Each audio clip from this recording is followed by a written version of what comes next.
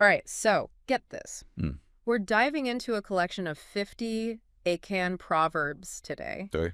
50. You know those like bite-sized pieces of wisdom that Oh. cultures pass down? Right. It's like having 50 keys Yeah. to unlock a whole different way of seeing the world.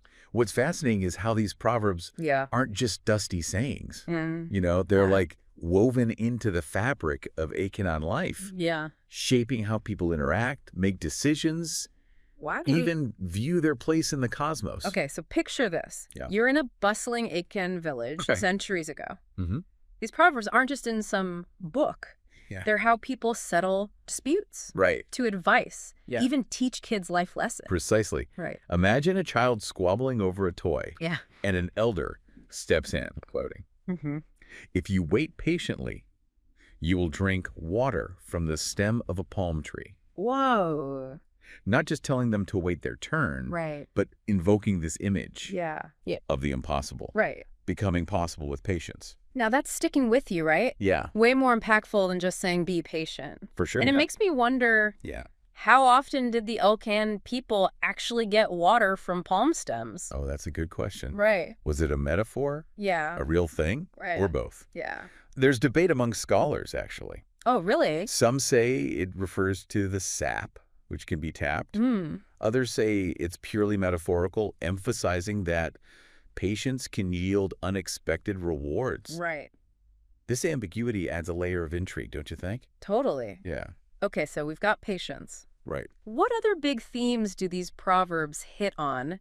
Well, Our stack of sources mentions wisdom, uh-huh. respect. And those are intertwined, Yeah. especially when it comes to elders. Okay. There's a proverb that says, Mm-hmm. if you insult the elder palm tree, the young one is offended. Right. It's Uh-huh. not just about showing respect to an individual, Yeah. but understanding that disrespecting an elder Mm. is like insulting the entire lineage, Right. the history that led to that person. Whoa, that's deep. Right. It's like saying, hey, you're disrespecting where you came from. Yeah. It makes me wonder, does this make challenging elders' views taboo? That's where things get nuanced. Oh, okay. Another proverb says, no one knows it all. Right. Even while respecting elders, Yeah. the Akan acknowledge that knowledge is a shared pursuit. Mm. They might not directly challenge, Yeah. but they're open to learning from various sources. Okay, so respect doesn't equal blind obedience. Right. There's room for growth, Yeah, new knowledge. exactly. And this ties into another proverb we have. Where there is no wisdom, a child is taught how to wash their hands. Yes. Right. It emphasizes practicality. Mm. Even without profound wisdom, Right. basic life skills are essential. Yeah. It's like saying, sure, ponder the mysteries of the universe, but also know how to take care of yourself. Love that balance. Right. So it's not just about high-minded philosophy. Yeah, It's about navigating the everyday world. precisely. Right. And then there's a cautionary proverb that really speaks to me. Okay. Bad speech is fire. Be careful when handling it. Ooh, that one hits hard. Yeah. Especially in our age of online comments and Yeah. instant reactions. Uh-huh. What do you think the Akan people were getting at with this one? It's a stark warning about the power of words to cause harm. Yeah. Think about it. Yeah. Fire can provide warmth, Mhm. cook food, Yeah. but it can also burn down your entire village. And unlike a physical fire, Right. hurtful words can linger in people's minds Yeah. long after they're spoken. Uh-huh. You can't just put out that kind of flame easily. Exactly. Right. The Akan people understood that words can shape reality, Yeah. create bonds, Hmm? or sow discord. Wow. They chose their words carefully, Right. knowing the potential consequences. Which makes me think this proverb probably had a big impact on conflict resolution. It probably did. You can't just blurt out any anger you feel. Yeah. There's a weight to your speech. It's likely this proverb played a role in their judicial systems, Yeah. social gatherings, Mhm. even everyday conversations. Right. The imagery of fire is so vivid, it would stick with you. Totally. Yeah. Okay, so we've got respect, practical wisdom, Yeah. and the power of words. Right. What other gems of wisdom Let's see. did the Akan people pack into their proverbs? Let's talk about resilience Okay. and the ability to bounce back from hardship. Mm-hmm. One proverb that beautifully illustrates this is, a hen does not break old feathers for new ones to sprout. Huh. Interesting. So Yeah. we're not talking about brute strength here, Yeah. but something more internal. It's about trusting the natural process of growth and renewal. Hmm. The hen doesn't frantically pluck out old feathers. Right. She allows them to shed naturally, making way for new, stronger plumage. So it's a metaphor for letting go of the old, Yes. even if it's familiar, Ah. to make space for new possibilities. Exactly. You know what? I'm Yeah. starting to see how these proverbs could be used for everything. Right. Personal struggles, Mhm. community issues, Yeah. even larger societal changes. You're catching on. Yeah. The Akan people embedded these proverbs into their lives, using them to guide their actions and make sense of the world around them. Okay, so we've got resilience. Right. But what about when you need to stand up for yourself? There's got to be a proverb for that, right? Of course, when a tortoise is hit, it protects itself. Okay. It seems straightforward, Yeah. but there's a deeper meaning here. Because tortoises are known for being not the fastest creatures out there. Right, exactly. So this isn't about aggressive retaliation. It's about self-preservation, Yeah. recognizing when to protect yourself. Right. The tortoise, despite its slow pace, still understands the need to defend itself when threatened. It's like saying, be peace-loving, Right. but don't be a doormat. Exactly. Knowing your worth and setting boundaries. That's a great way to put it. Right. It highlights the balance between peace and self-respect. I'm really starting to see how these proverbs Yeah. can be applied to so many different situations. Mhm. It's like they're offering a framework Right. for navigating life's complexities. And that's just the beginning. Really? We've barely scratched the surface of Level. wisdom contained in these Akan proverbs. Well, I'm ready to dive deeper. Okay. What other dimensions of Akan culture can Alright. we uncover Mm. through these fascinating sayings? Next up, let's explore the theme of unity and cooperation. Okay. The Akan people have a strong sense of community, Yeah. and their proverbs reflect this beautifully. Okay, I'm all ears. All right. Hit me with some proverbs that highlight the power of coming together. One that I find particularly powerful is, someone else's hand is part of your hand.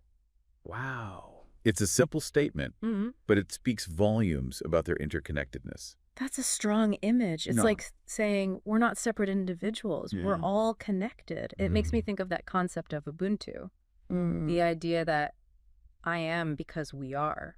That's a beautiful connection. Right. It emphasizes the idea that individual well-being Yeah. is inextricably linked to the well-being of the community. Right.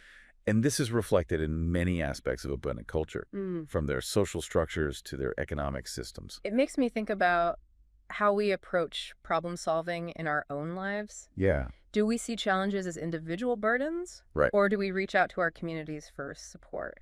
That's a powerful question to consider. Right. The Akan Proverbs encourage the latter. Yeah. They remind us that we're stronger together, Mm. that sharing resources and supporting one another Right. is essential for collective survival. I love that. It's a message we could all use a little more of these days. For sure. So we've got interconnectedness and support. Right. But what about when things don't happen right away? Patience is a virtue, Yeah. but sometimes waiting can be tough. Ah, yes. Right. That's where the proverb, when it gets to your turn, the firewood will be split, comes into play. Okay. It speaks to their communal spirit of sharing and helping. So instead of everyone scrambling for their own firewood, Right. they take turns. There's a system in place that ensures everyone's needs are met. Precisely. Right. It instills a sense of trust and patience. Yeah. Everyone will get what they need, Mm. but it might not happen at the exact same time. Right. And this isn't just about firewood. Right. It applies to all aspects of life. It's about having faith in the community Yeah. and believing that everyone will be taken care of. Right. That's a powerful concept, Wow. especially in times of scarcity or uncertainty. Absolutely. It fosters a sense of collective responsibility and strengthens the bonds within the community. You know, I'm starting to see a pattern here. Yeah. Many of these proverbs seem to emphasize balance between individual needs and the needs of the community, Right. between action and patience, Yeah. between speaking up and choosing words carefully. That's a brilliant observation. Right. The Akan people had a deep understanding of the interconnectedness of life Yeah. and the importance of finding harmony in all things. I'm already feeling inspired to apply some of this wisdom to my own life. That's great. And we've only just begun to explore these fascinating Akan proverbs. There's so much more to uncover. Right. Next time, we'll delve into the themes of hard work and success, Okay.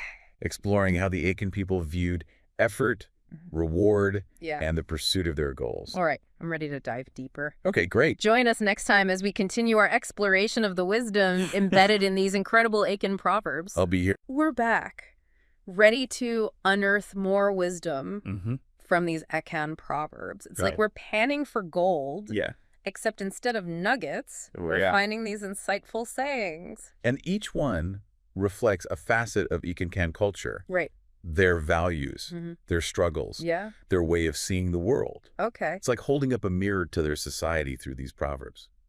So last time we talked about patience, respect, even the power of words. Yeah. What's next on our proverb adventure? Let's delve into hard work and success. Okay. You'll notice how the Akan view of success isn't always about individual achievement, but often tied to community benefit. That makes sense, given their emphasis on unity. Exactly. So what proverb kicks off this theme? The bird that does not fly does not complain of being tired. It's a bold statement, isn't it? It's like saying, hey, if you're not even trying, you can't complain about not getting anywhere. But I'm guessing there's more to it than just put in the effort. It also highlights the link between action and satisfaction. Okay. Even if the bird fails to reach its destination, the act of flying itself brings a sense of fulfillment. Yeah. They're acknowledging that the journey matters. So it's not just about the end goal, Right. but the process of striving, Updating. learning, maybe even failing along the way. Exactly. And this ties into another proverb that challenges our modern obsession with immediate results. You dig the tree and others enjoy the fruit. Now that's intriguing. Right. It seems to be acknowledging that sometimes the people who put in the hard work don't always directly reap the rewards. It raises questions about selflessness, legacy, the ripple effect of our actions. Maybe the person digging the tree knows they won't live to see its fruit, but they're doing it for future generations. It's a very different perspective from the hustle culture mentality we often see today, where everything is about maximizing personal gain. It challenges us to think about the long-term impact of our work, the contributions we make that might benefit others down the line. Exactly. It's a humbling thought, isn't it? It really is. Definitely makes you reconsider what success really means. For sure. Okay, so we've got effort. The long game. Right. What about skill development? There's a proverb for that too. Okay. The one who throws the ball sharpens their skills. Simple yet profound. It's like saying practice makes perfect. Yeah. But I feel like there's a nuance here. Right. Something about taking initiative. It's not just passively waiting for opportunities. Okay. It's actively engaging, honing your abilities through repeated action. Right. The thrower isn't just throwing. Yeah. They're becoming a better thrower with each attempt. So it's a call to action. Exactly. It's about putting yourself out there, taking risks, and learning from both successes and failures. And this applies to any skill, really. Right. Whether you're learning a craft, mastering a language, or even just trying to improve your communication skills. The key is consistent effort and a willingness to keep practicing. You know, it makes me think about how many times we give up on things too quickly because we don't see immediate results. This proverb is a good reminder to stick with it. Right. To trust the process of gradual improvement. And to find joy in the process itself. Right. Remember, hard work is sweet, though it is difficult. Yes. Yeah. The satisfaction of a job well done, even if it took sweat and toil to get there, it's that feeling of accomplishment, knowing you pushed through the tough parts. Exactly. Yeah. The Akan people acknowledge that hard work is inherently challenging. Yeah. But they also recognize the sweetness of the reward, the deep satisfaction that comes from overcoming obstacles. Okay, so we've covered effort, long-term impact skill development, even finding the sweetness in the struggle. Exactly. What else did the Akan people have to say about hard work and success? This next proverb is a bit more enigmatic. Okay. Wisdom is great, but the night is greater. Whoa. It invites us to ponder the vastness of what we don't know. That's a deep one. Yeah. It's like saying no matter how much we learn, there's always more out there. It speaks to the limits of human understanding. Right. The mysteries that lie beyond our grasp. Yeah. Even with all our accumulated wisdom, There's an infinite expanse of knowledge yet to be discovered. And that's kind of exciting, isn't it? It is. It means there's always room for growth. Yeah. For exploration. Right. For pushing the boundaries of what we think we know. Precisely. Right. It's a call to stay humble, remain curious, to never stop seeking knowledge and understanding. You know, it's interesting how this proverb ties back to the theme of respect for elders. Yeah. But also the openness to new ideas. Wisdom isn't about having all the answers. Right. It's about being open to learning from all sources. Exactly. Even the mysteries of the night. That's a beautiful connection. Right. It speaks to the Akan worldview. Yeah. Their understanding of the interconnectedness of all things, the balance between wisdom and the unknown. Okay, so we've explored the Akan perspective on hard work, success, and the pursuit of knowledge. Yeah. What other fascinating insights await us in these proverbs? Next up, we'll delve into the themes of greed and contentment, exploring what the Akan people considered true fulfillment. All right, I'm ready to unpack those proverbs. Okay, great. Let's see what wisdom they offer for finding contentment in a world that often seems to prioritize material wealth. All right, let's do it. Okay, so we've covered a lot of ground already. We have. From the importance of community to the sweetness of hard work. Yeah. But there's still so much wisdom to unpack in these Akan proverbs. And it's fascinating how each proverb seems to connect to the others, forming this intricate web of knowledge and insight.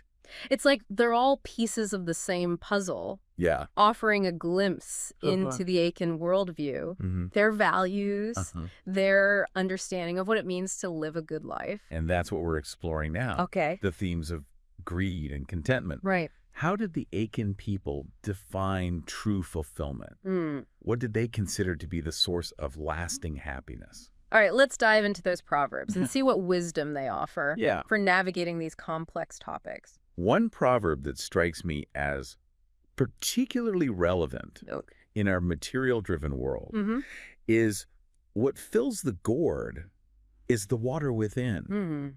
It's a simple analogy, but it speaks volumes about where true contentment lies. It's like saying, it's not about the fancy container, but about what's inside that truly matters. Exactly. And I think this applies to so many things. Relationships, experiences, even our own sense of self-worth. True contentment comes from within. Right. From cultivating inner peace, gratitude, and a sense of purpose. It's not about chasing external validation or accumulating possessions. It makes me think about how often we get caught up in comparing ourselves to others. Right. Striving for what we think we should have rather than appreciating what we already possess. So how do we break free from that cycle? Wow. How do we cultivate that inner contentment that the Akan people valued so highly? There's another proverb that offers some guidance. Okay. The elephant is the father of the forest. It does not roam unnecessarily. Okay. I'm intrigued. Yeah. How does an elephant relate to contentment? The elephant is a powerful creature, but it doesn't feel the need to constantly prove its dominance. Okay. It knows its place in the ecosystem, it understands its own strength, and it acts accordingly. So it's about having a strong sense of self-awareness? Yes. Not being driven by ego? Or the need to constantly acquire more? Precisely. Right. It's about living in alignment with your values and purpose, recognizing that true contentment comes from fulfilling your role in the larger web of life. You know, it's interesting to think about how this proverb might be applied to our own ambitions and goals. Right.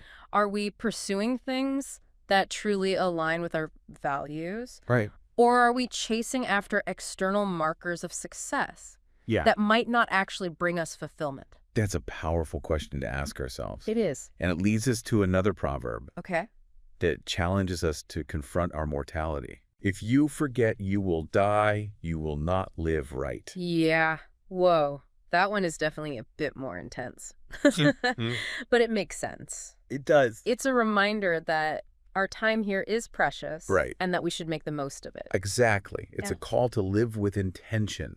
Yeah. To align our actions with our values, to focus on what truly matters in the grand scheme of things. It's like saying, don't waste your time on things that don't bring you joy or contribute to a meaningful life. And that leads us to the final proverb in this category, okay, which focuses on legacy. mm-hmm. If no one is there, there will be no one to tell your story. So it's not just about living a good life for ourselves, Right. but about making a positive impact on the world, leaving behind something that will outlive us. It's about recognizing that our actions have ripple effects. Yeah. That the stories we tell, the relationships we build, Right. the contributions we make will continue to resonate Right. long after we're gone. It's a powerful reminder to think about the legacy we're creating through our words and actions. Exactly. Are we living in a way that will inspire others? Are we leaving the world a better place than we found it? Those are the questions this proverb invites us to consider. You know, these proverbs about greed and contentment are really resonating with me. They're challenging me to rethink my priorities, to focus on cultivating inner peace and making a positive impact. That's the beauty of these proverbs. Yeah. They offer timeless wisdom. Right. They can guide us on our own journeys toward fulfillment. All right, so we've explored wisdom, patience, respect, courage, unity, hard work, contentment. What else? Anything we've missed? There's one final theme that weaves through all these proverbs. The concepts of community and friendship. The Akan people understood that we are social creatures, that we thrive when we feel connected to others. And we've already seen hints of this in some of the previous proverbs. Someone else's hand is part of your hand, for example, highlights that sense of interconnectedness. Exactly. Right. And there are many other proverbs that emphasize the importance of community and strong social bonds. Right. We rely on each other to survive is a simple statement. Yeah. But it speaks volumes about the Akan worldview. It's acknowledging that we're not meant to go through life alone. Right. We need each other for support, encouragement, and practical assistance. And I think that's something we can all relate to. We can. Regardless of our cultural background. Absolutely. Right. It's a universal human truth. Yeah. And the Akan people had a deep understanding of this interconnectedness. Right. They extended their circle of care beyond their immediate family and friends, as reflected in the proverb. Right. Even our neighbors are our friends. That's a beautiful sentiment. It is. It's about building bridges, fostering a sense of belonging, and extending kindness to those around us. And this leads us to a proverb that celebrates the special bond between friends. What friends do for each other is admirable. It speaks to the selflessness, Right. the generosity, the unwavering support that true friends offer each other. It's about celebrating those connections that enrich our lives and make us feel seen and understood. And finally, we have a proverb that highlights the importance of having a support system. Right. If no one supports you, you will eventually fail. It's a stark reminder. It is. That we can't do it all alone. Yeah. We need a network of people who believe in us, encourage us, and help us through the inevitable challenges that life throws our way. It's a call to nurture those relationships. Right. To be there for each other. To offer a helping hand when it's needed. You know, as we wrap up this deep dive into Akan Proverbs, I'm struck by the universality of their messages. I am too. Even though these sayings originated in a specific culture, their wisdom resonates across time and space. It's a testament to the shared human experience, the common values, the challenges and triumphs. That they connect us all. And I think that's a beautiful thing. It is. It reminds us that even though we may come from different backgrounds, speak different languages, have different customs, we're all ultimately striving for the same things. Connection, meaning purpose. And a sense of belonging. And these Akan Proverbs offer a roadmap for navigating those journeys. So as we conclude our deep dive, we encourage you to reflect on these proverbs, to see which ones resonate with you, to consider how you might apply their wisdom to your own life. And remember, this is just the beginning of your exploration. There are countless other proverbs and wisdom traditions waiting to be discovered. So keep diving deep. Yeah. Keep seeking knowledge. Keep asking questions. Right. And keep exploring the rich tapestry of human experience. I'll see you out there.